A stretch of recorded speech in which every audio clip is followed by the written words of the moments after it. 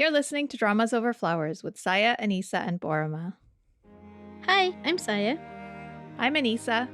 And I'm Paroma. And welcome to a very special episode where we will be talking about Crash Landing on You, and also my deeply nerdy academic thesis about K-dramas. Wasn't hard to tell that your eyes were following me. Was like we were under a spell, and anyone could see. We had to say goodbye before we had a chance to see what we held in our hands, what it could have been. Oh, I'm so excited we're finally doing this. Yeah, it feels a bit strange to be doing it after so much time, but we also thought that, given the cultural impact of this show and sort of the many things that have happened in the world and in K-drama land in the last 3 years, it would be an interesting time to talk about it as well. Also, my grandma just watched it, and so I've been kind of like half rewatching it as she watches it, so it's fresh in my mind and heart. So guys... No, go ahead.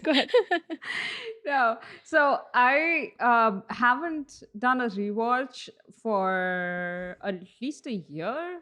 I've rewatched this exactly once, midway through last year, I think. And this drama is one of those rare ones where on a rewatch, you're still catching stuff, especially because I've read up more, like after the first time I watched this drama. And I remember thinking at that point, like I got like really hyped up at that point, and I kind of wanted to, like I was hoping that we did an episode immediately because I would like forget all the scenes like soon, but it didn't happen. However, I think I had a deeper appreciation for the drama after the second watch, because in the first watch, I really loved it, but the tiny things that didn't quite work for me were not... I didn't feel the hype that everybody else seemed to feel for Crash Landing on You. Interesting. The fact that it's like one of the biggest like gateway dramas around that time is amazing, but also slightly odd to me, like in when I was watching that drama for the first time, because I was like, this is great. This is really, really good writing. This is really fresh. Like they're giving us stuff we haven't seen on Korean TV before. And also like there are so many parallels we can draw with like stories from our own countries and all of that stuff. But is it like gateway level? And I kind of didn't get it. But in my second rewatch, I did. And weirdly, since then, I've had 3 other friends who have watched Crash Landing on You and gotten really into K-dramas. So yeah, I mean, I think I'm better placed now to be doing this recording than I would have been like, I don't know, 2 years back. Right. Yeah, I agree that it's actually potentially a more interesting time to talk about it 3 years down the line. Is it 3 years? Yeah, 3 years down the line than it would have been to talk about it immediately, because I mean, we're going to talk a lot. You're going to talk a lot more about this, the cultural impact, but also because the kind of story it told is actually really different to the general K-drama repertoire, right? Like I can't think of another drama like it before it or since. Yeah. Have you rewatched it, Saya? No. So Sorry. No, it's totally fine. I usually never watch I think the only time that I've rewatched shows just purely because I wanted to have been maybe just Coffee Prince. I don't think that I've rewatched anything else unless I was watching it like with someone that I'd recommended it to, which is like a little bit different. You're just kind of like watching it again to be on that journey with them. But of course, because I was writing about this for my master's thesis, I didn't rewatch it fully while I was writing, but I watched a lot of scenes multiple times. And then last year, my sister watched it for the first time. Finally, like I think she was saying like she watched it like episode 1 a couple of times and she was just like bored. But she finally started watching it in earnest, and like she loved it, and I kind of rewatched it with her. Like me and my mom kind of rewatched it with her, and then like my grandmother was just watching it, kind of rewatched parts with her, and like it really holds up to multiple rewatches. Even like knowing what's going to happen and knowing the dialogue and knowing all the story beats, it actually kind of makes it better because you can feel Right. from episode, 1 or 2 or 3, when you first see these people, come into each other's orbits, the fact that you know how everything's going to end up like adds this additional layer of like emotion and like pathos and like you already love them so much, so then you care so much even from like Yeah. episode 1, whereas before you're just like, okay, this is a weird drama, like why she's like crash landing in North Korea, this is kind of ridiculous, but then you see these people again, and I think this is one of the things that makes it so special is that by the time you finish the show, you have so much affection, not just for the leads, but for like all the ladies in that village in North Korea who are like all like MVPs, honestly. Like those actresses did such an amazing job. And like you've built a relationship to like, the soldiers on Jung Hyuk's crew, and like all of these characters have become so special to you. Then when you go back for a rewatch, you're just like, oh, I missed you. You're like, you're so like excited to see them and you're happy. So it's like, I don't know if I'm like explaining it in a good way, but I think that's one of the things that makes a drama like have rewatch value, is that you really want to see those people again. It's not just about the story. And especially because whenever you start a new show, especially one that has quite like a sprawling cast, there's always that period where you kind of don't know who anyone is, and it takes you a while to remember, oh, this person is this person is that person. And although I haven't rewatched it, I can imagine that if I were to go into a rewatch, because you're emotionally already there, exactly like you've described, there's things that you would find certainly in the beginning that you wouldn't have been able to appreciate the first time.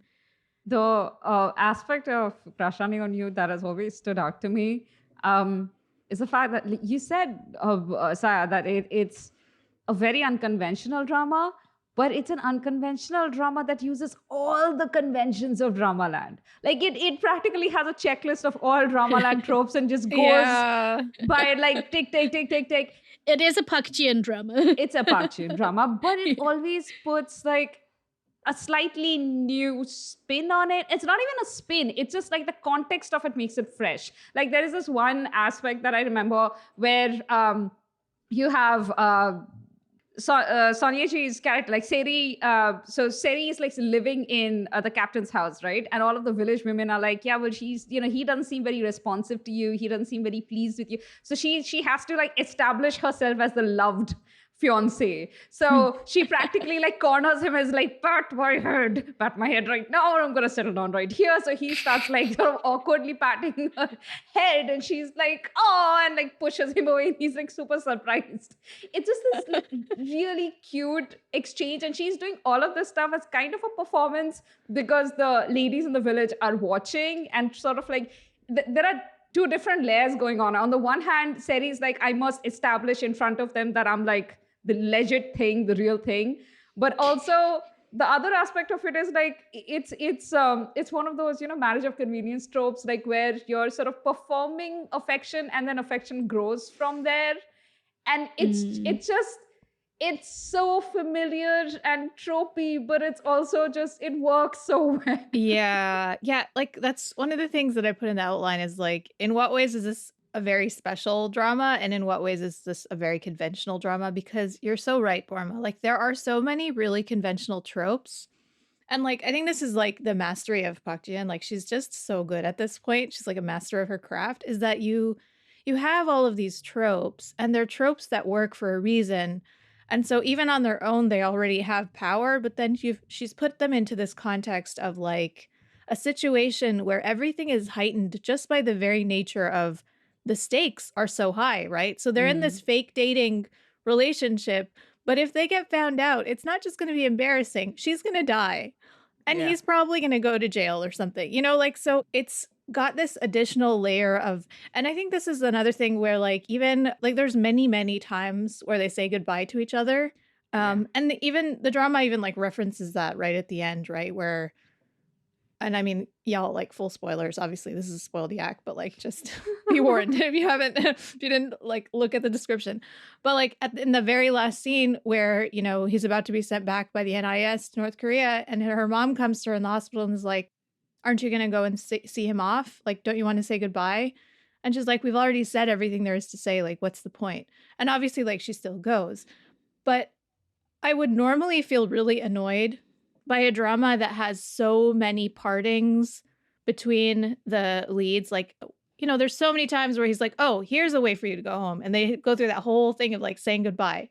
And every single time, either it doesn't work out or they see each other again and then they have to part again. And like, but it's not annoying at all because in that's this the point. specific context, yeah, that is the point. The uncertainty is the point. The separation is the point. And the fact that you can't ever really permanently be together, even if you steal some happiness and some moments, like that's the whole point. And so like it's just so good. It's just so good.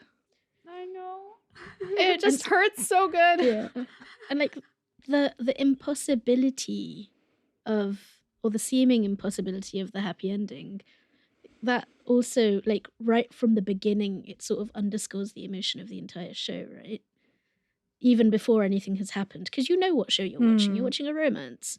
You're watching a romance across a border that can't be breached, no matter where you go. So, yeah, it's actually kind of genius to be able to put that emotion literally from the very first moment of the show.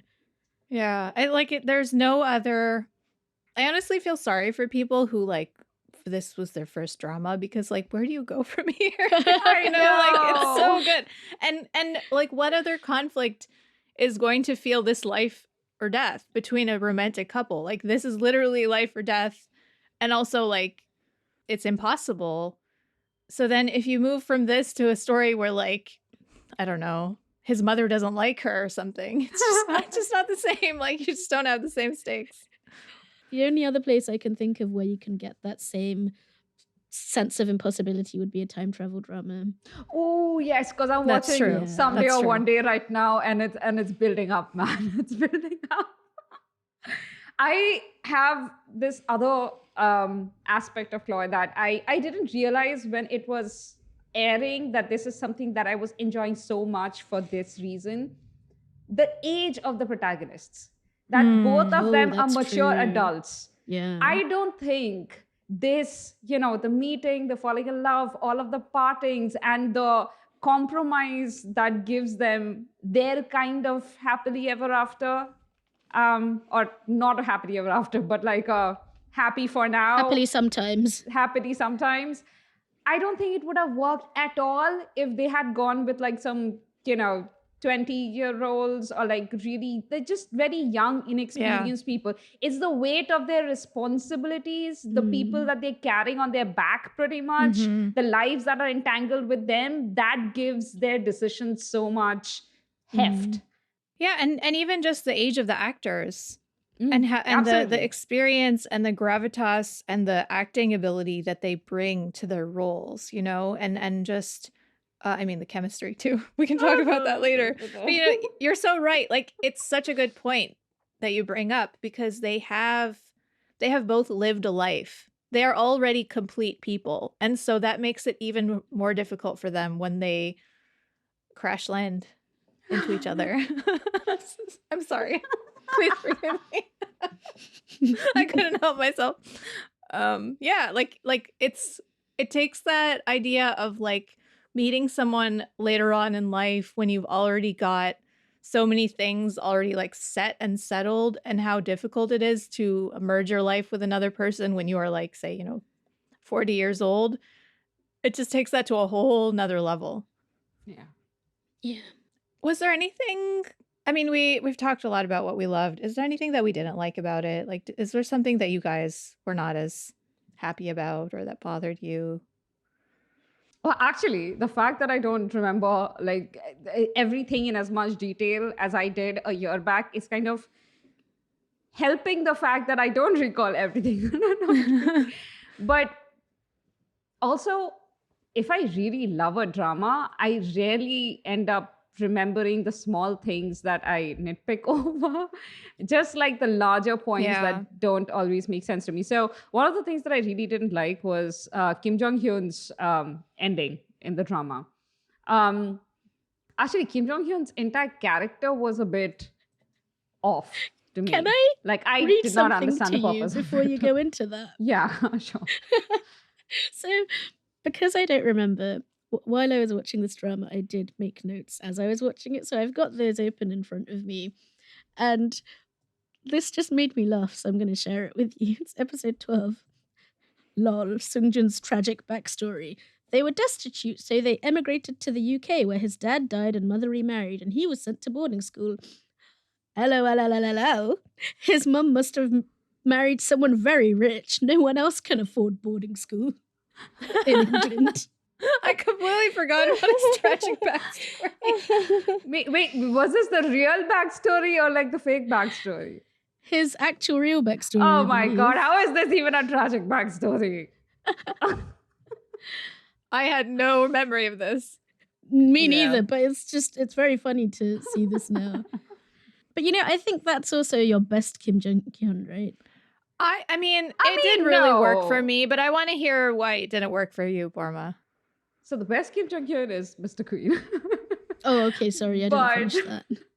But I honestly think that Kim Jong-hyun's, like the character itself probably had like some good use. For one thing, I really loved how he was not even anywhere near the second lead. Like he was not even running, that race. But also just like the glib exchange between Son Ye-jin and, this guy, it just like she has his measure so quickly. I just loved it. I love that. That was great.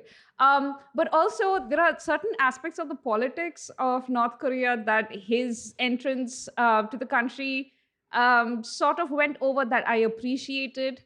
The fact that he was basically a con man who was running away and like how he was establishing himself in this country and like his new identity and all of that stuff. Like it just like those little pieces of how the system works outside the system, so to speak. That was like the only aspect of it that I found workable in the script. Like I liked it. But his character was so jarring. Like he did a lot of very unnecessary things. Like the highest of which was like getting himself killed for no reason. Like he could have just let himself get arrested, go to South Korea, like serve his like sentence. Why die? Like why die? This was so stupid. For me, like, to be quite honest, I cannot remember the exact plot details. All I remember is the guys who were chasing him caught her and they were threatening her life. And so he went to save her and then he got killed. Like, that's really all I can remember in terms of like what the sort of the plot reasons were for his death. But like on an emotional level and on like a story level, even though I hate it and I was destroyed by it, I understand why they killed him, because I think what the drama is saying here is that like you really can't have a happy ending between someone who's from North Korea and someone who's from South Korea. I think that's what the drama is trying to say, is that like the happy ending, the sort of bittersweet-ish happy ending that Seri and Jung-hyuk get, even though it's like very, very limited, is really because of how extremely privileged they both are. And so for anybody else, even though she comes from a really well-off family in Pyongyang and he's like super rich with all of his like con man money, even that, like, it's not gonna work out. And so like I can understand that point, that the dramas and I can appreciate the fact that like we didn't get a happy ending for both the couples, because I think that would have been like very unrealistic and it would have kind of broken the realism of the story. I mean, it's not a realistic story. I'm not saying it is, but like it is somewhat grounded in the real world, you know? I don't know. Like I usually hate sad endings, but like this really worked for me. I was devastated by it, but I got it. Okay, so let me rephrase that. Not why die, but why die like that? Because he literally didn't need to. He took his guns, went out where he had no cover, and just got shot to death. Like the way the scene was set up, he did not need to do that. No, but it's also, I was fine with these two not having their happily ever after. As you said, it would have been too unrealistic for both couples to get like some kind of happy ending. But it's the way this couple was, it had nothing to do with them being North Korean, South Korean. He literally got chased and gunned down because of his corrupt past. So it again didn't have anything to do with like the separation of nations. It wasn't that. Like his tragedy But I mean, his corrupt past was the only reason that he was even in that country to begin with, right? Sure. So he could have just left. Like never to come back.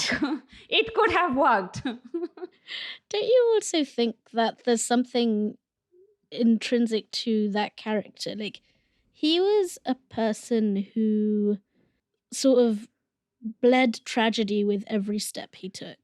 He certainly thought so. That's what I'm saying. The way that he thought of himself. Let's imagine that, yeah, it might have been a futile and unnecessary death. But also I believe that that is what he chose for himself. Have you guys watched Butch Cassidy and the Sundance Kid? No, I haven't. I figure in his head, he thought it was that final scene of the movie. Right, he's the hero in the movie that he stars in his head. Yeah, because right? that's exactly what, like, it's just a tragic hero. Yeah, sure. I think there's definitely an element of that in how he sees himself. And I think there's also an element of,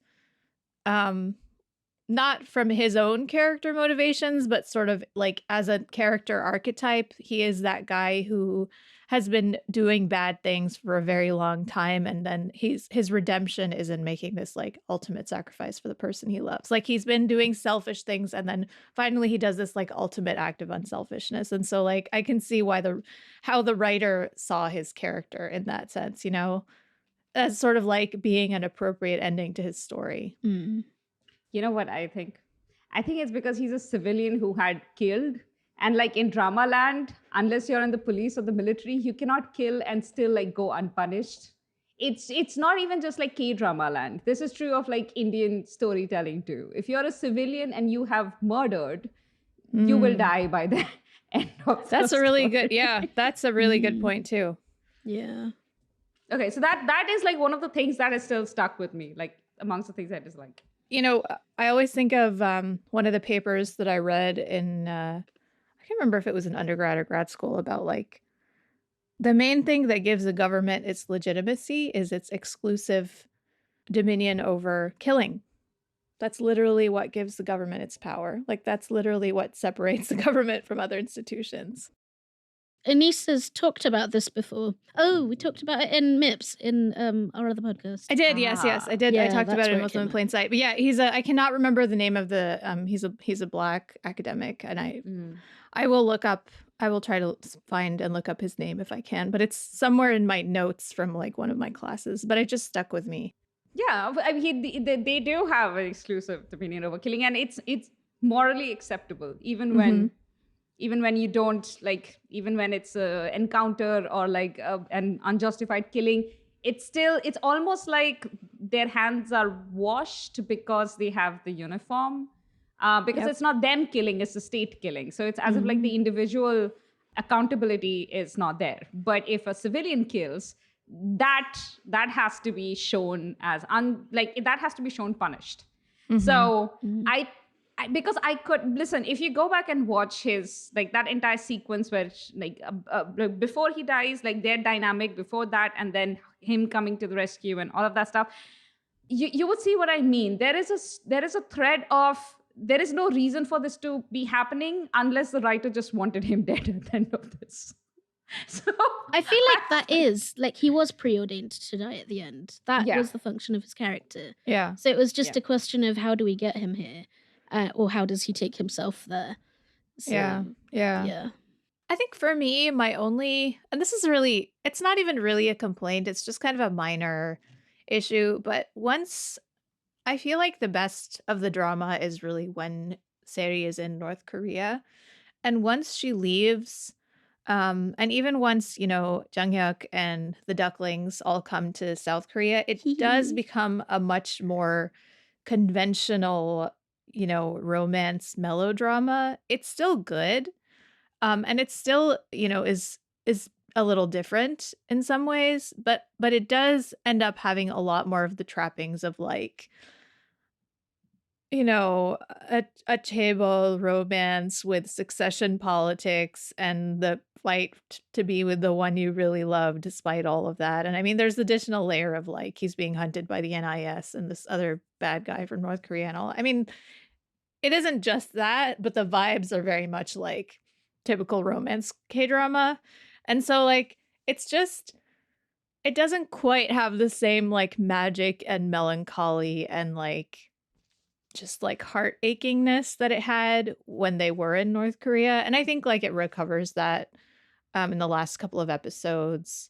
And especially that scene where they're going back is just like an electric and beautiful scene when they're at the border, when they have to send them back to North Korea. But like I do feel like it loses a little bit of that, what makes it so special when they come back to South Korea.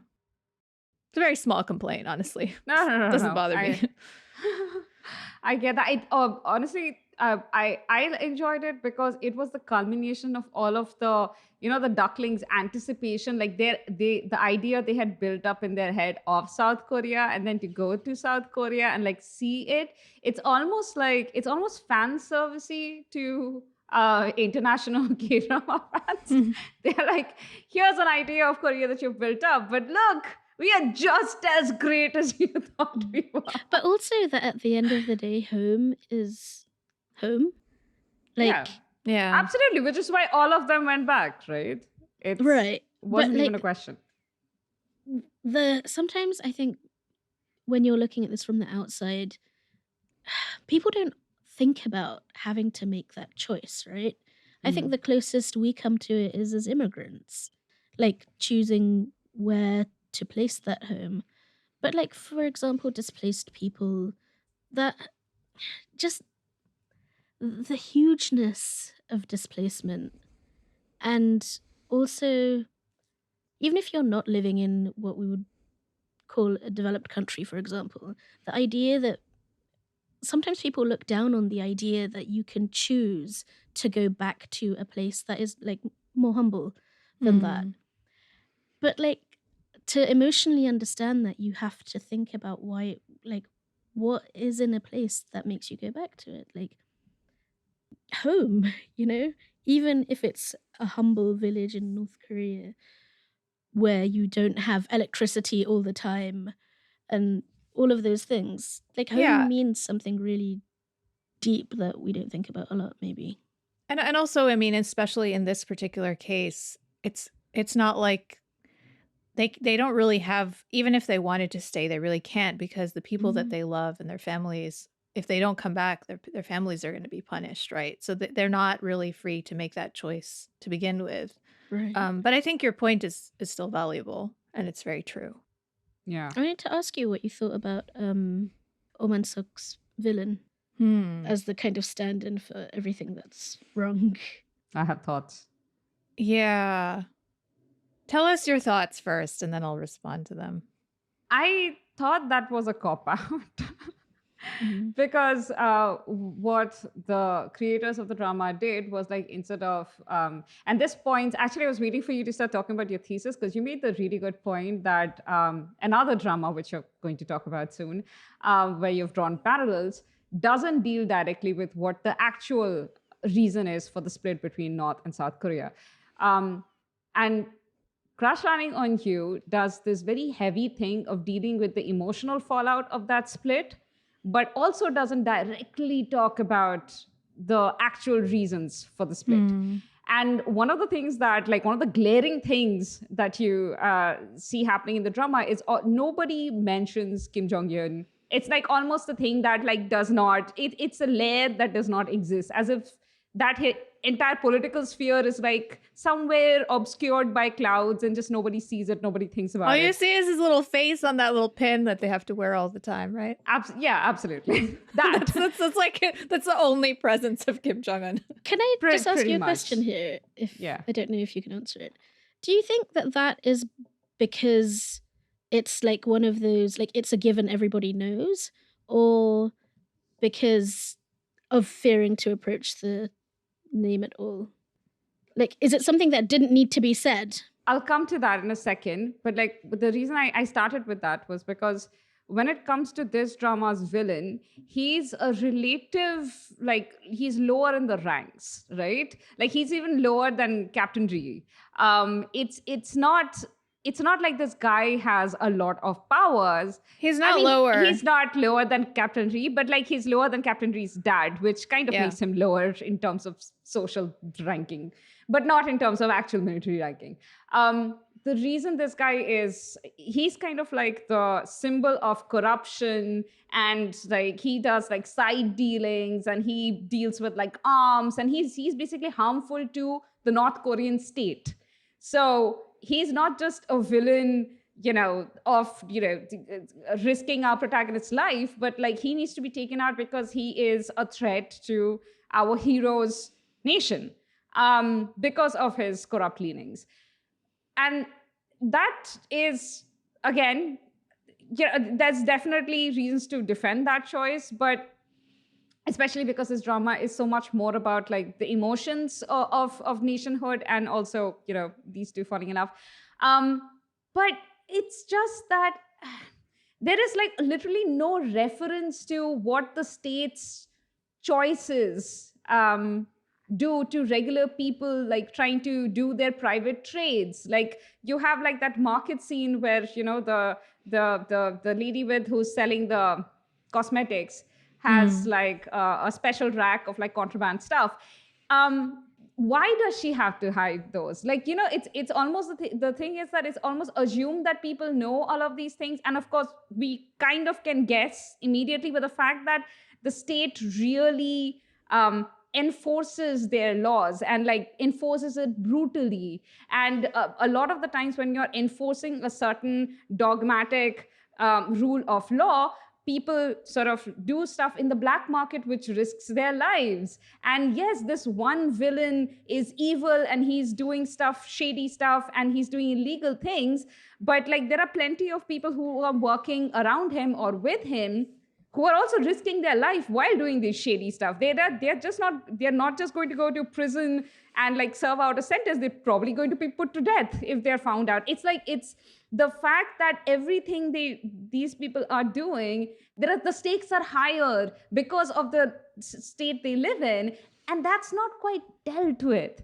at all. So I mean, it's fine. The villain was fine, but it felt like a bit of cop-out for that reason. That's interesting. I actually didn't feel that way at all. So it's really interesting to me that you felt that way, because for me, I thought that it's kind of like what Saya is saying, that the presence of the state is so overpowering. And for me, the fact that nobody really talks about it is kind of underscores just how powerful it is. And I think like to me, what worked so well was it made it feel more realistic, because you have these people who really are dealing with the consequences of the way that the government represses them in so many ways, whether it's like how they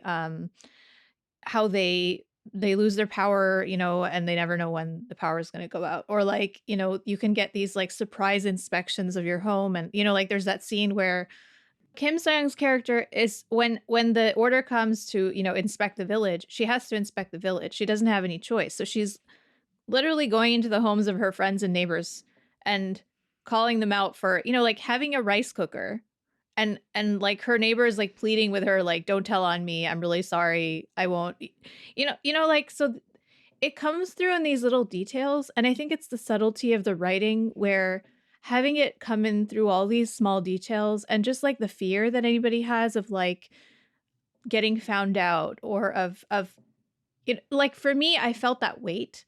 And I think like I can understand why they did it that way, because you can tell that they're really trying to have like a nuanced portrayal of life in North Korea, whereas it would have been very easy for them to make all the government officials like villainous in a very like one note way. I do agree that like having this villain that is acting outside of the system and who is also an enemy of the North Korean state is a little bit of a cop-out. I think that's a really good point. But I think narratively, if you have this nation state as the big bad, there is no way to have a satisfying conclusion to that villain's arc where like the hero can win. So I think the reason that they did it this way is that the villain ends up being Oh Man-seok's character, and then you're able to have this like satisfying showdown where the hero is able to, you know, defeat him. And so like I think that like narrative satisfaction is why they made that choice. But I agree that it's like a little bit of a cop-out because, as you said, it kind of lets the government off the hook in some ways. It's an interesting choice to position the government not as neutral, but as different. Like it's different. North Korea is different from South Korea and not its moral opposite, which a lot of other dramas do.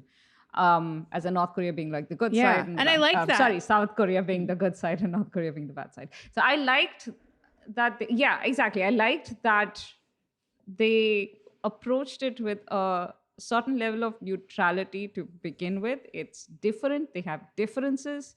And they almost accept that these differences are irreconcilable. And it's what it does help do, though, is it never positions the characters in North Korea as like good or bad. Like if you're supporting this nation's politics, then you're all bad, is how we tend to see, geopolitical anything, everything. Like the entire nation is bad. There is no, individuality left. That's kind of how we see things. They kind of took that out entirely. And I think that's one of the reasons people were able to watch this drama and actually have the characters humanized, because the drama wasn't focusing on the politics. I mean, I was complaining about that like 2 seconds back, but this is actually also one of its strengths. And also what it doesn't do is, at the end of the day, it doesn't ask Captain Ri to choose to side with, do you agree with communism or democracy? It doesn't, neither the heroine nor the story asks Captain Ri to do that, because they seem to almost understand that it doesn't matter what political side he would have chosen, because he's in no state to choose a political side. That is not even an aspect that he allows himself to. Like, he's a very well-read man.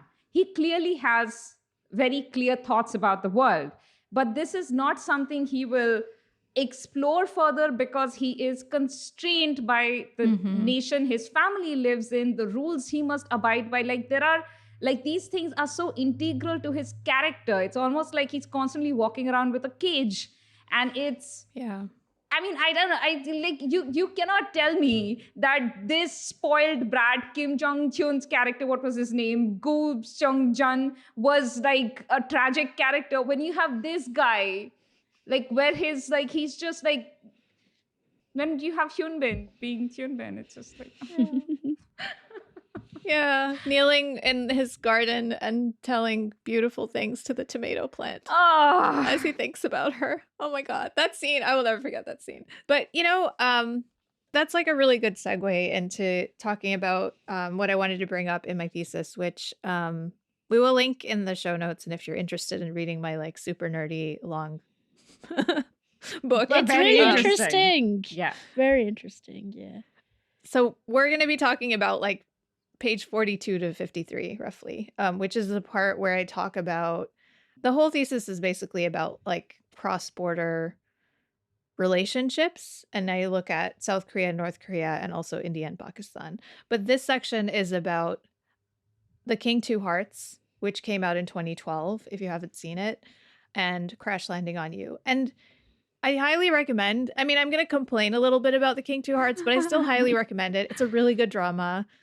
Lee Seung-gi and Haji-won, thank you, are so good in it. And it's beautiful, but it's very much, so the premise is you have this military officer from North Korea, which is Haji-won's character, and you have Lee Seung-gi as the crown prince of this fictional constitutional monarchy in South Korea, which they decide to have a political marriage between the two of them in order, as a gesture of goodwill between the two nations. And so the whole drama is really about how can they are like avatars of their nations in every scene. The whole time they are, representing their own country in a diplomatic mission, and their love story almost becomes like secondary to that, and the threat is always external. It's the US, it's China, it's Bungu, who's this really venal capitalist evil arms dealer that is originally from South Korea, but all he wants is like to see the world burn. And I mean, like, who even knows what he wants, so there you have this like huge external threat. And so that means that they can only really operate as like nations in this context of like nation states in like a geopolitical conflict. Whereas in Crash Landing on You, it's not a conflict between governments, and neither of them are representing their own nation. They are actually almost like held hostage by the nations they live in, and they're trying to act beyond those borders and cross those borders and trying to find a way that to make those borders not matter. And in the end, they really cannot do that, and that's why it's so sad. And it really does go into that, like, the emotional fallout of partition, which is something that like no one ever talks about, really. Like, we talk about it, in families that have been harmed and hurt by partition. And I come from, like a family that has gone through that myself. It is something that is like a trauma that kind of just like lives in your family. You might not really talk about it. You might not really know about it if you're like part of the younger generation.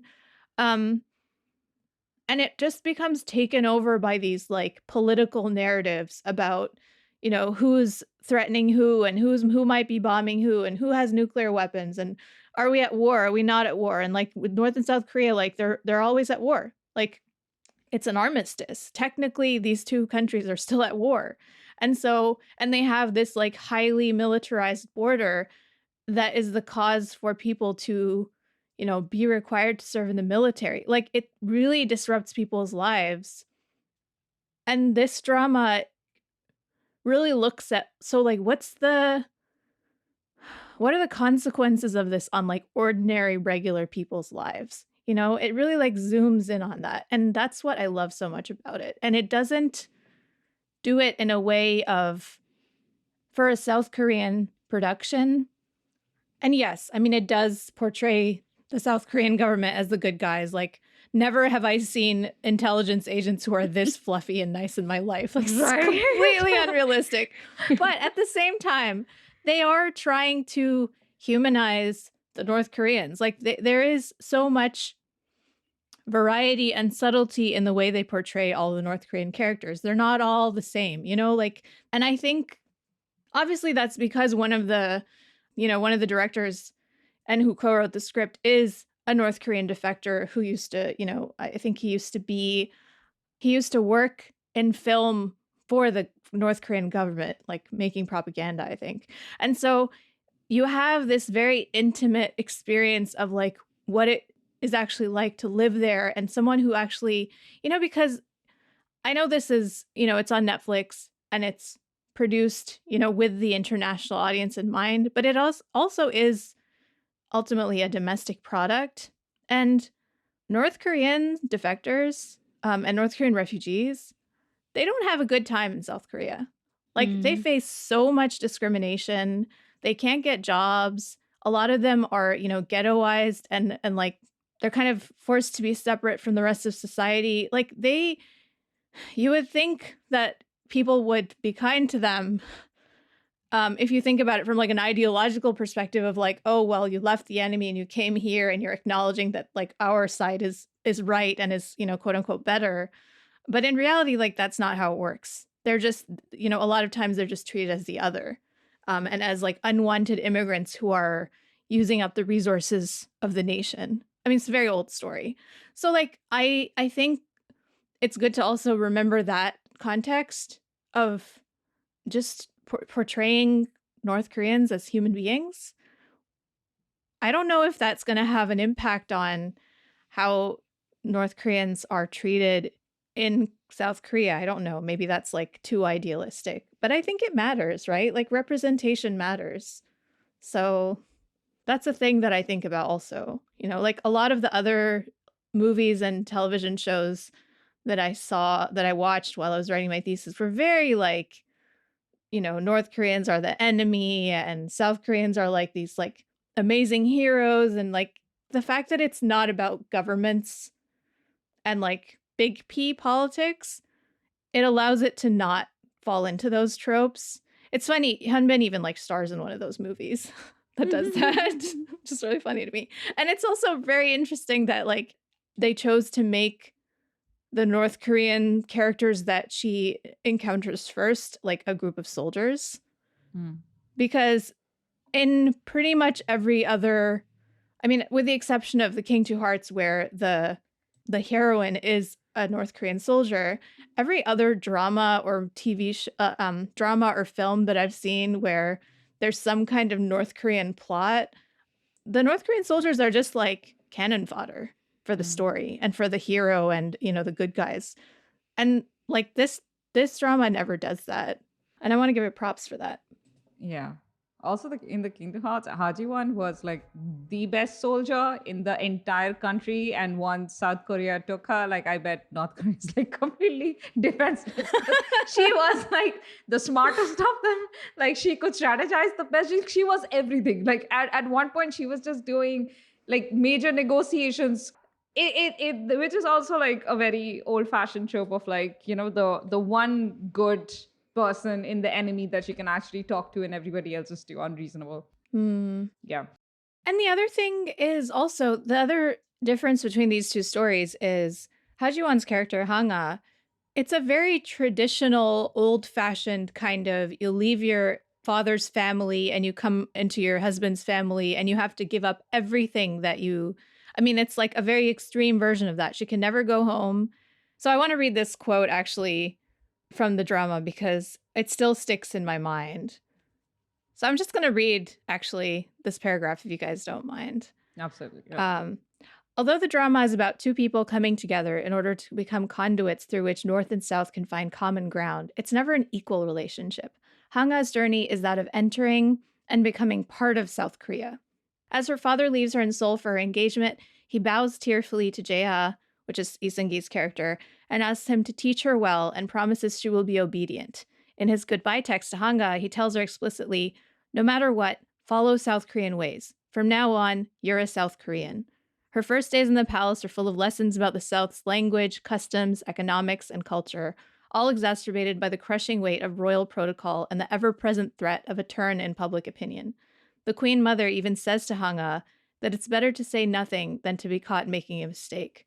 As a commoner herself, the Queen Mother says that at first she lived as though I was dead, prostrating myself. But you're not just a commoner, but a North Korean. Shouldn't you lower yourself even more? Which is like... It's dark.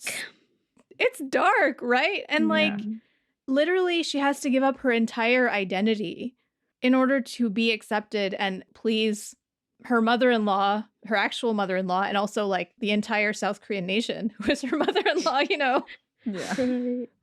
Kind of reminds me of how when we were talking to your aunt for Muslim in Plain Sight about her having to renounce her Pakistani citizenship in order to serve in the Australian Senate. It's just asking too much of people. Like, why do we demand that from people to like slaughter themselves at the altar of nationalism? Yeah. Too painful. It's the same thing we ask women to do for like years. Like you have to give up your entire family and your identity connected to that family and prioritize your husband's family. Right. And like, in Confucianism, how a woman is meant to be her husband's shadow and all of that.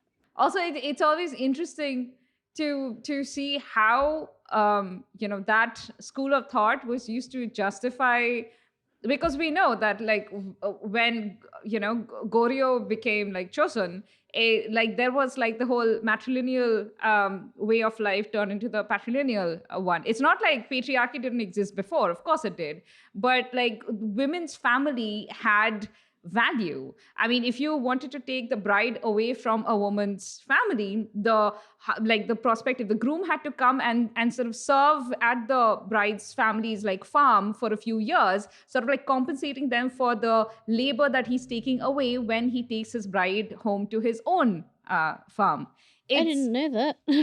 This was part of Goryeo culture. And now then you move into Joseon, and that is very much, it doesn't matter what happens to the bride's family. Why did you have a girl child? Yeah, Joseon was way more into the Confucianism. Yeah. And I mean, nowadays it's really not something that is practiced anymore, but obviously those things linger, right? You know how Korean women feel about Chuseok, the festival, and all of like the responsibilities and like the labor that is put on the women of the family. Yeah. Not even the women, the wife. The wife, yeah, of course. Right. Like it's not even her ancestors. Yeah, exactly. To the point where you have politicians making statements about like how that can't just be like the wife's labor anymore, because a lot of women have been opting out of it, haven't they? Yeah. I always with love various that consequences. That conversation that happens in because this is our first life, like the equivalence of labor between the man and the woman. That was just it's in our own cultures too, right? Like it's not it's a global phenomenon. It's not definitely not limited. I do feel it's less a thing sort of in this country certainly, but that whole sense of a woman belongs to her husband's family, that's very running strong in my country for sure. I mean, in Bangladesh for sure, and South Asia in general. South Asia for general, and especially like the strata of society that I live in, it's pretty modern, it's urban, and I don't see that in around my families and friends and like just like my immediate social circle. But I absolutely cannot deny that it's a reality for like probably 90% of the country that I don't see, because they are in the villages, they are in the smaller towns. And yeah. No, it's absolutely true from, what I know about village life in Pakistan, and also in India, like from, friends that I have who have visited and have experience going there. It's a very different experience than being in the big urban centers where people are basically living in modernity, kind of, post-modernity. And these are like also in European cultures. It hasn't been very long, that since these things were sort of like, as a culture, people have started to say, oh, like, we don't want that. Like in the 1800s, they were still debating whether a woman has a soul in France. So it's not like, women didn't get the right to own property and vote in where I live until like the 20th century. So it's just like, unfortunately, this is a global hangover of misogyny that we're all still dealing with. Dealing with the ways it's mutating as well. in the story, when you have Ha Ji-won's character, like it completely without anybody even ever debating the matter. Nobody ever asks if like Prince Jae-ha can like come over to North Korea and live here, please. That is just like before. I think their engagement was decided before his older brother passed away. Yeah. Yeah, so he was still the prince. So it's never a matter of like, maybe you can give this one to us. It's always assumed that Ha Ji-won's character is the one who will go to South Korea and live there with her husband's family.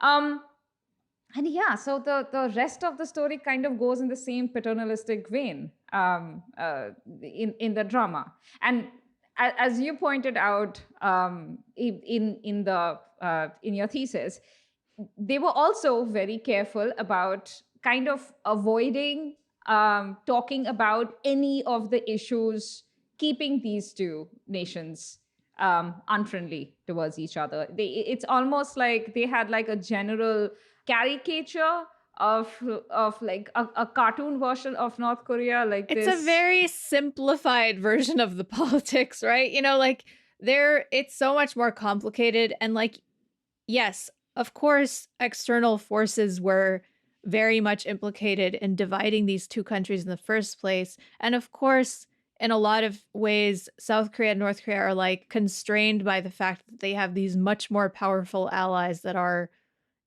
very much interested in maintaining the status quo, because there's like this tension between, like China and the United States. And I mean, that's all true.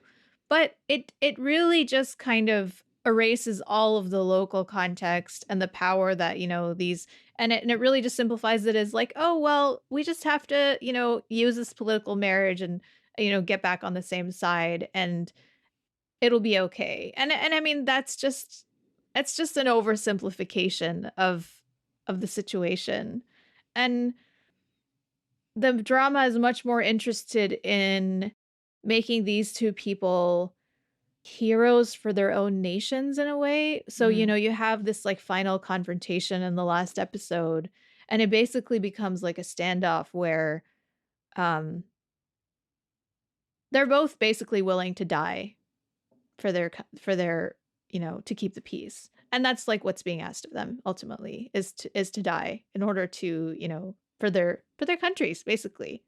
And that's kind of the ultimate heroism for them. Whereas Crash Landing on You doesn't see that as a justified sacrifice on behalf of the nation, in my opinion. Do people die? Yes, absolutely. But it's not seen as something noble and something that you're doing on behalf of the nation. It's a tragedy that is brought on by an unnecessary separation. And it's just like that difference makes Crash Landing on You like much the superior drama, in my opinion. I do feel like with Crash Landing on You that without actually explicitly saying it, it was critical of the political situation. Just by, even by its complete absence. Like the absence itself was very eloquent in how they viewed the situation that created this context in the first place. Yeah, and it's also like I feel like whereas in The King, Two Hearts, there's like this sort of simplified version of the political situation that they're like constantly interacting with. In Crash Landing on You, they're not necessarily constantly interacting with that, nor is it explicitly described. But the weight of that political situation is they can never escape it. Even in the most like lighthearted moments, like I mentioned this in the thesis, but like there's that one moment where like they've started to have feelings for each other, and she's his fake fiance and she's hanging out at his house, but then he has to like go drop off his real fiance at home, and she's kind of mad about that. So like she's been drinking, and then when he comes back, she's taken her beer cans and made a line across the living room, and she's like, "That's the 38th parallel. You can't cross it, or it's going to cause a war." And it's a joke, but it's also it's not. Yeah, exactly. And so like there's this underlying thread of like the futility of the situation, and also like, okay, so 60, 70 years have passed. Do the particulars of why it happened even matter at this point when you're dealing with the consequences, right? So it's not like dismissing the complexities and the particulars, but it's asking you to look at like, what has this done to us? Was it worth it? Or like, are we willing to do anything to solve this? Or are we just going to be in this like endless stalemate? That scene at the end, which is one of my favorite scenes, where Jung-hyuk and the boys are about to leave, and then Seri shows up and she starts running towards him, and he's like, "Oh my god, like you just got to the hospital, stop running." So then he runs back across the border to get to her, and like everyone pulls out their guns and like points them at each other. And so then it's like this really tense standoff, and it's just like such a good illustration of like why this is so stupid, because you have these two people who just want to like love each other, and everybody is like ready to kill, like why? Because he just crossed this one little border, Yeah. It does kind of leave you speechless. Do you guys mind if I read this one other section? Of course not. No, please do. I would be happy if you read all of it. I don't want to bore anybody. Let me just decide which section. Yeah. So this is there's this one scene. It's one of the times, I think this might be the time that he actually sends her home. So here it is. Despite Jung-hyuk and Seri knowing from the beginning that they mustn't fall in love and can never live a normal life together, the drama is not fatalistic. It lives in a strange no man's land between hope and despair, ultimately emerging just slightly on the side of hope. Before Seri crosses back into South Korea, she and Jung-hyuk's men stop for a while by an empty house in the DMZ, abandoned since the Korean War. Sari sees a broken prayer bowl, and the men explain that they never touch it. It was left with hopes for a soldier to return home, most likely by his mother. Sari wonders if the two ever saw each other again, asking, "If I wait and pray desperately, will I eventually be able to meet the person I miss?" Jung-hyuk replies that waiting is the only option. "You have to wait in order to keep living," he says. This explicit connection of their difficult situation to the tragedy of families who were scattered and lost to each other by the Korean War is a powerful condemnation of the state of things, not just of the division itself, but of the impossibility of healing and reconciliation across such a highly militarized, surveilled, and rigid border. Sari remembers this conversation again at the end of the drama, once Jung-hyuk has returned home after promising her that one day he'll see her again in Switzerland. She keeps going there, every year, and one day he finds her again. They live that way, meeting once a year for 2 idyllic weeks, presumably for the rest of their lives. You know, there's these visits between separated family members that have happened a few times, and you can read about these. I'll see if I can find a link to an article that describes how these meetings are, like basically it's negotiated between the two governments, and then there's like a set period of time where people can go to this place where they can see each other and meet each other for like a few hours. And I think that's really what's being reflected here, right? Is that these are the only ways that people can, like in real life, people have been separated by this border. They have this like very small, limited amount of time. It happens after many years. It's possible that in the intervening years, your family member might have passed away and like you'll never see them again. So there's like this constant uncertainty. There's this constant, that's why no matter how many times they say goodbye to each other, it always hurts just as much because any time could be the last time. And it's not like, when somebody goes to study abroad, for 2 years in like England or whatever, it's really like you don't know when you might see each other again. And even when they do see each other again, I think like it's very a deliberate choice to make that like a very short time that is something that they're constantly waiting and hoping for, because it really does reflect that reality. I feel like I've just been going on and on. I'm sorry. No. It's just, all of this. Yeah. It's so big. Like the feelings are so big. And once you start getting into feeling the feelings once again, you just find there's nothing to say, because it's a kind of, this is a fictional story, but it's also a reality for so many people. And when you think about that, and the reality is so much less beautiful. Yeah. And, real life doesn't have so many happy endings, or even one happy ending. Yeah. Or a half happy ending. I mean, if you were dissatisfied with like the fictional ending, you got the real life ending. Oh, that, yes, okay. That's a real happy ending. I do also feel like this somewhat of a happy ending, like the fact that it's only available to Jung-hyuk and Sari because she's insanely wealthy and can literally do whatever she wants because she has so much money, and her time is her own because she's a CEO, and he is in a very privileged high position in the military, and he comes from a powerful family that has sway in the North Korean government. That's the only reason that they can actually see each other. And if they were anyone else, both of them, this wouldn't have been possible. And like that really kind of just makes the point, right? Of like, for most people, there would be no hint of a happy ending. I mean, they would never even have gotten this far. They wouldn't even have lived this long, to even like for her to escape and come back. And so like, it's like a romantic fantasy in some ways, but I also think that like, that's part of the point that the drama is making. I do think the drama kind of loses itself in the inevitable pull of capitalism and materialism. Like it loses its way a little bit. Explain that a bit more, what you mean by that? There is like glorification of wealth and sort of this really, I mean, most K-dramas do this, where there is it's a part of the wish fulfillment of a lot of romantic stories, right? Where part of the fantasy of a Cinderella story is not the man, it's the position that that man is going to give you if you marry him, right? Like it's the wealth and the power and the fancy things and the nice house and the social status that you will get by being with that person. And I'm not dissing that. I mean, I think that's like a perfectly legitimate fantasy to have. This isn't real life, it's fantasy.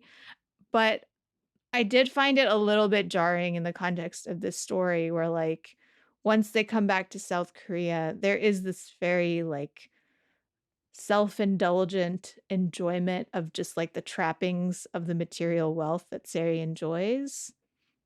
And it like while on one hand it's kind of showing you how only super privileged people can have some kind of happy ending, at the same time it's really just like enjoying It was the also fantasy that it PPL. provides. Oh yeah, definitely the PPL. Yeah, I mean, all the PPL that they weren't able to do while the characters were in North Korea, it had to come out all at once, right? So, yeah. I was actually thinking of Top Star Ubek. The fact that when he was on the island, nobody really took his like stardom very seriously. It was a very simple life, and he had to like just like let go of all of his ego and like his heart at not being recognized, and just be like, you know, just kind of get used to the life there and enjoy it. But like when he comes out of there, like when he goes back to his life, he's still the top star, and with all of the materialistic trapping. And it I don't know why I was just reminded of that, because it's that whole thing. Like you don't know what a big deal I am, which was like Yunseri's whole thing. You guys have no idea what a big deal I am. So like the story sets up that second half really well. That makes me wonder, do you think you could have told the same story if Yunseri were not a chaebol? I was just did thinking she have that to be a chaebol? she had to be if we were going to get that ending. If we were okay with an ending where the two of them did not ever meet again, then she didn't need to be. But if we were going to get that ending, that could only happen if she was a chaebol. The only reason that they're able to get together is because they can no longer communicate, right? So she has to use her position to create this scholarship that always has, you know, like in Switzerland, that always has this like event once a year so that he can find out about it and come there and meet her at the right time. I mean, it's like if she was a daughter of a chaebol, she wouldn't have been able to do it. You know, like this position is like, sorry. That's going all the way to the end. Like I'm thinking even from the beginning, like would a non-chaebol even have paraglided into North Korea? Not that like that was realistic, but you know what I'm saying. Yeah. I mean, a non-chaebol would be able to paraglide. I mean, it was supposed to be caught in a tornado. Nobody expected her to be dumped in North Korea. That was not nobody thought that the equipment would take her there. So yeah, anybody could have paraglided there, but like, would they have had like the panache of Yunseri without her being? She could have been a top actress. She could have, been. She would have been recognized if she was a top actress. I think that is a good point. Yeah, I think one of the things is yes, the ending. I think the other thing is like making her a really competent, confident woman. It needed to be part of her character, regardless of like what her actual like job or position was. Like she needed to be a very confident, someone who is like enough within herself and self-sufficient, right? Yes. Right. And like not afraid to like ask for things and demand things, because that's kind of what allowed her to like survive in the first few episodes and kind of like adapt and sort of go toe to toe with and Jung to be Hyuk. people savvy as well, right? Right. Yeah. It is a very specific skill set, actually. Now that we're talking about it, yeah, she did have to be a chaebol. Not just that, but like a successful CEO as well. Yeah. One of the things that I was thinking, rather than thinking of the excursion to South Korea as a kind of exercise in capitalism, I was thinking if you look at this drama, Crash Landing on You, as an iteration of the same framework as a time travel drama, I feel like that section was that fish out of water kind of episode. Like say in Faith or like Queen In Hyun's Man or live up to your name, where you have like people going both ways. And then like the people from the past being like just absolutely awestruck by what exists in the future. But I do like your reading better. I think it's more accurate. I was just seeing that as like every story where the hero masquerades as a poor person and then finally gets to show off all his wealth. But like Yoon said, he got to do it. Now you know who I am. This is the person I am. All of those cosmetics that you would, you had contraband of, and you were like, "This is so good. My company made it. It's I created that." It was just so cool. I mean, I think all of these things are true at the same time. Yeah, absolutely. Like 5 different interpretations are like all like valid to this point. The fact is that they completely celebrated the capitalistic utopia that they built this version of South Korea into. So yeah, that's true too. Yeah. Or as I put it in here, the writing lightly satirizes the hypocrisies and corruption of the wealthy, but the camera's eye looks upon their lifestyles with a naked desire that is verbalized when Jung-hyuk's men arrive in the South and openly marvel at the wonders of capitalism. Yeah, exactly. Perfect. So before we move on from your thesis, I also have some favorite passages which I have picked out. And can I read your writing to you? Sure. It's a high compliment. So this is towards the end of your chapter about crash landing. As Jung-hyuk's men patrol at sunrise, one of them sings along to the South Korean national anthem that they can hear blasting across the border. When the others rib him for knowing the words, he replies, "We hear it every time the sun rises and sets. Why wouldn't I have memorized it?" This small moment emphasizes the physical and emotional closeness that exists alongside a practical and psychological gulf that is impossible to bridge. As with the broken prayer bowl and that family's unknown fate, the instability and anxiety of not knowing the fate of loved ones, of family left on opposite sides of the borders from each other, of men and boys who went to war and were never able to come home, hangs over the drama and paints even its most beautiful moments with melancholy. And while this drama makes the personal political rather than politicizing the personal the way the King Two Hearts does, it also operates in a revolutionary space, that of humanizing and equalizing the pain of Koreans in a way that, if not physically, at least emotionally transcends the border. Given that emotion is as powerful a weapon of nation building as any other, this may end up being Crash Landing's most significant legacy. Mic drop. Thanks. I also like that section a lot, but I felt weird saying that. I've got more than this. I just... Can I tell you my favorite section of Anisa's thesis? It's not from this segment of her thesis. So before this segment, she talks about the show One Night, 2 Days, and how the crew goes to exiled Korean communities. And they have moved for different reasons. They've been forced to move. They've moved because of economic reasons. But it's been generations since they have moved. So one of these are in Kazakhstan, and the other is in is it Cuba? Cuba. Yeah. And so they're like the community there. Their culture has, they have sort of like blended a bit, like from the local spaces where they live in, but they've also tried to hold on to their heritage. It's not quite Korean, but it's, diaspora Korean. The interesting thing about Anisa's thesis, like when she goes into it, is that the crew, like they have edited the whole thing with a lot of sympathy for these displaced people. Like at different points, like both these communities, when they are sort of like hanging out with the crew, they sing Arirang, which is like the national song of South Korea.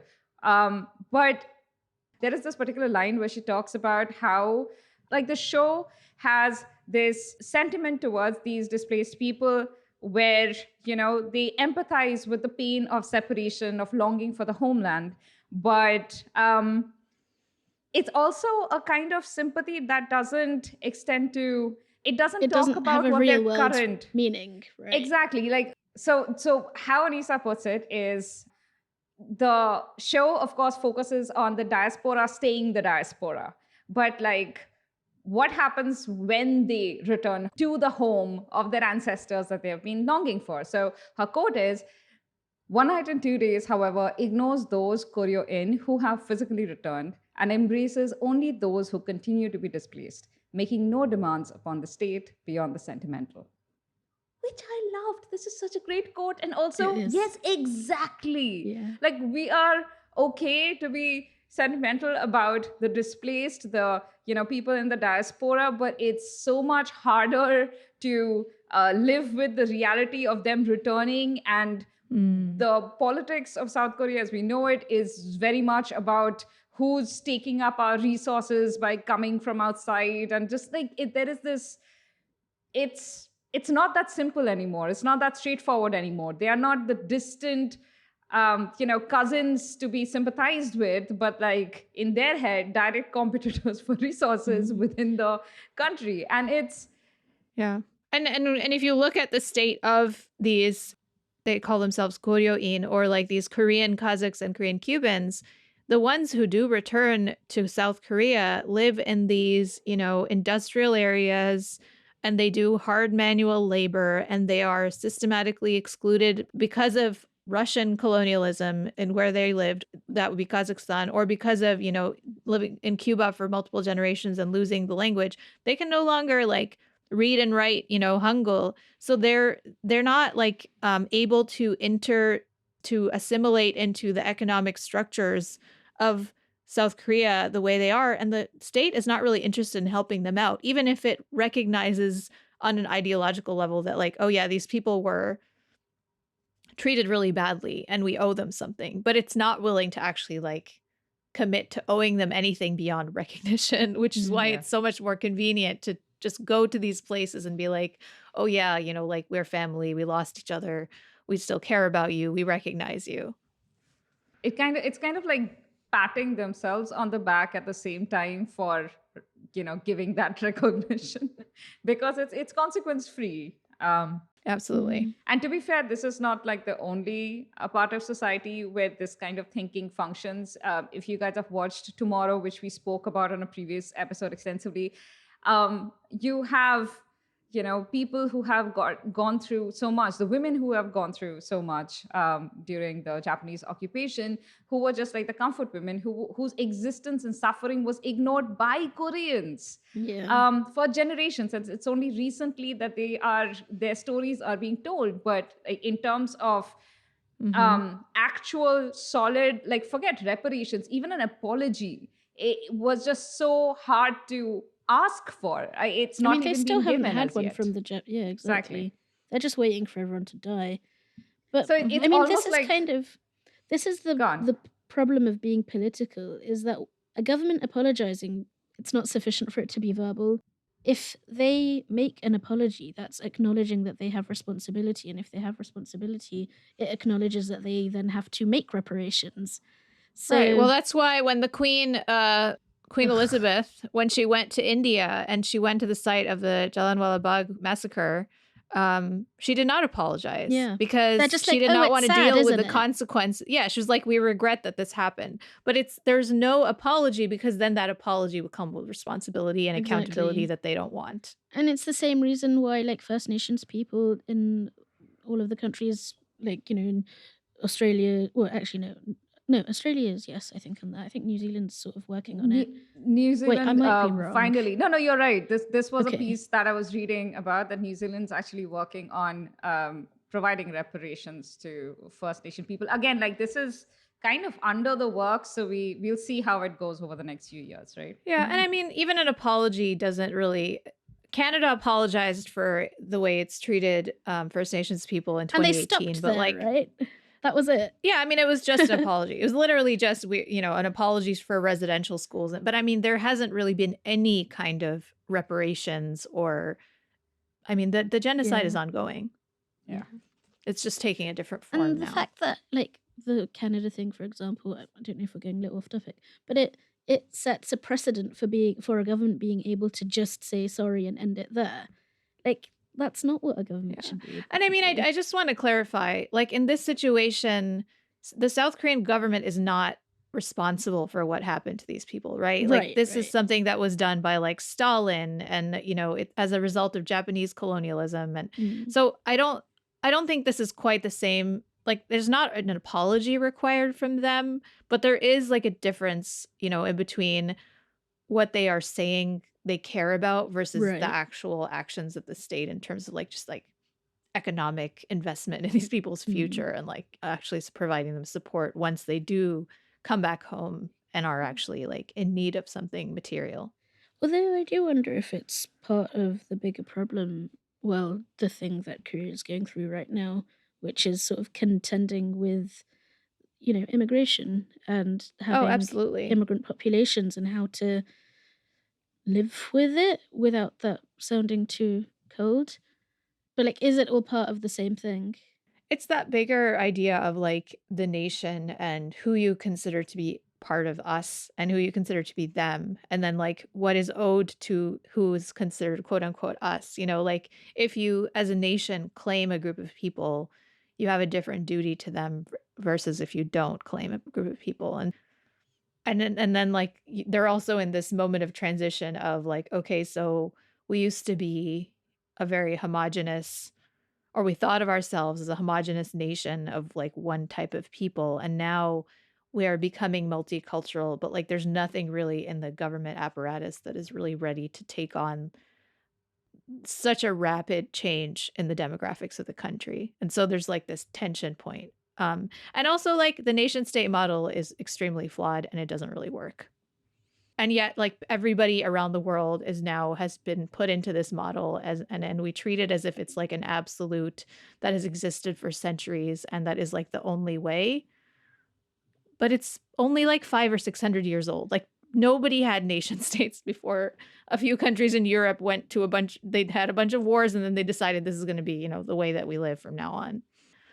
Anyway, we're really getting onto like, we wanted to talk about I don't know how to get us back on track. Happy endings. But yeah, happy endings. Right. Well, let's talk about the real life happy ending that is Hyun and Son Ye-jin. It's so nice that we get to do this 3 years down the line after they've also had like a baby. I put in our original, like, so we originally were planning to do this in 2020. And in that document, I like showed a YouTube video of them doing one of those, those like Netflix YouTube videos of the actors playing games or like interacting or doing an interview together. And my note was like, I usually don't ship actors in real life, but like, just look at these two. And not knowing, of course, what was coming. Just tickles me. May they be happy and healthy for a long time. And if it's possible that any of our listeners don't know about it, Son Ye-jin and Hyun have been friends for years and years. And we don't know when, at some point, I suppose it grew into more. And, now we have the couple of the industry. And it's just that they are so damn sweet. And also, like, I cannot stress this enough. Part of it is their age. Like, I was going to say, even in real life, these are full-grown, mature adults with separate, successful lives. They are full unto themselves, and they chose each other, and like everything just perfectly fit. And that is just so and it just like really gives you a lot of confidence that they will last. You never know. Obviously, you just never know. Obviously, and you don't know the inner workings of anybody's relationship. Right. So like, all those caveats put in place. But like, I really feel like these two are, they've known each other for years.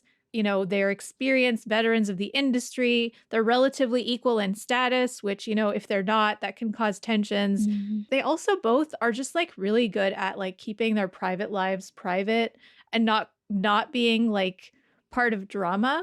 And like, the 20 years or whatever they've been in the industry, like generally they have stayed pretty drama free. And so like either they or their management are really good at like kind of keeping them out of the maelstrom of public opinion in a way that like gives me hope also. And they also just like seem like really mature and lovely people. So we wish the best for them. We do. One other thing, like I said, that their age, like of the real actors, is like such a nice thing. But also, how close they are in age to each other.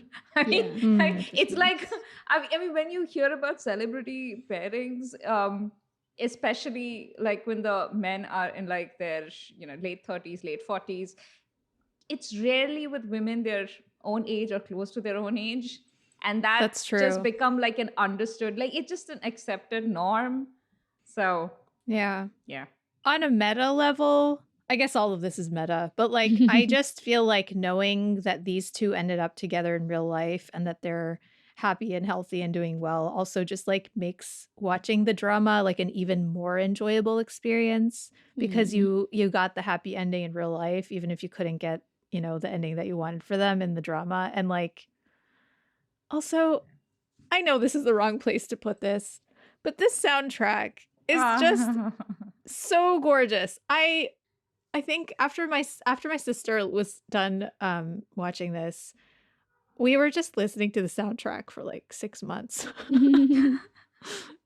Just in the car at home while we were cooking. Like, it really does a good job of like underscoring the romance and the melancholy and the sweetness and the tragedy and the emotion and like the epic feeling of like everything about the show is just so well done. And like the music is a really big part of that. Like it's just deserves awards, honestly. Agreed. As we're wrapping up, there's just one last thing that I want to say. The writer, the North Korean defector who joined the writing team, his name was Kwok Moon-won. And I just wanted his name to be part of this episode. That's all. So happy you guys could join us for this one. I'm really happy that we finally got to do this episode 3 years late. I was feeling sad about how late it was, but I think this was actually the right time. I agree. This was exactly the right time.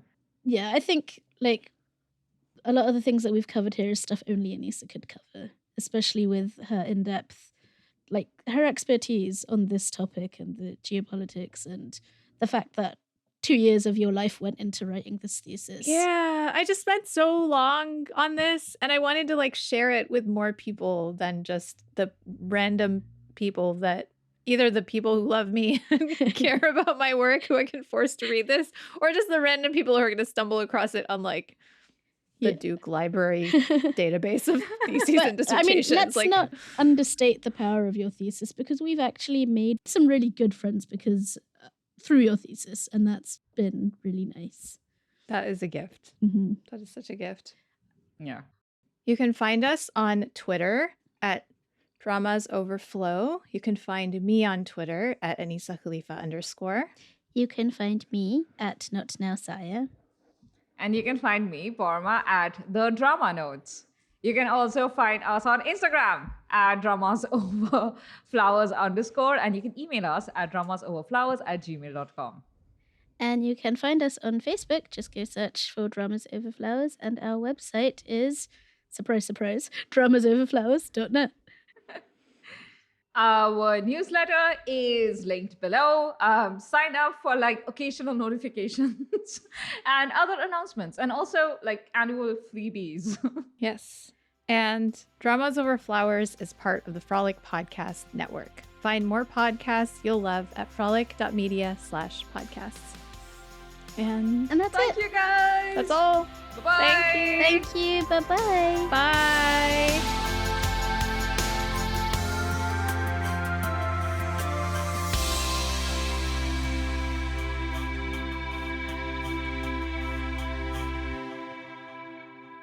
Okay, no, I have to go get... Sorry, my computer's about to die. 1 second. Shall I start? No, because we'll have to wait for her to come back. I'm afraid about her recording. Oh, we have the Zoom one. She has the Zoom one. Oh, yeah. I forgot. Damn it. Come back, Anisa! Hurry. Run, Khalifa, run. Oh, it was good. Quick. I think she's done it. Did we make it? Is it alive? Okay. It's alive. It was scary.